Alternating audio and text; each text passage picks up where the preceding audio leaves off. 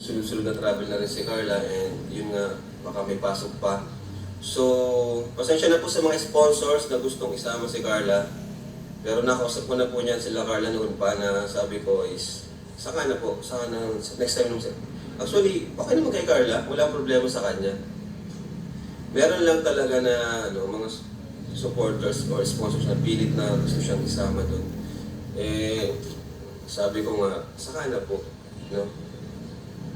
Kahit pa ibang lakad sila, hindi pa rin pwede. Kasi ano ko pa rin yan beneficiary ko pa rin yan. Diba? Kumbaga, isipin ko pa rin yan. Kumbaga, dagdag-isipin ko pa kahit pa sabihin ko na, sige, bahala na kayo. Hindi pa rin yan mawawala sa isip ko. Isipin ko pa rin yun na, kumusta kaya si Carla, baka nasaan na yun. Diba? Unlike pag yung kasama talaga, magkakasama kami. Pero this time po kasi, itong schedule na to is Rachel and sa Chris, Kasi noon pa naman, last year pa naman, sinabi ko na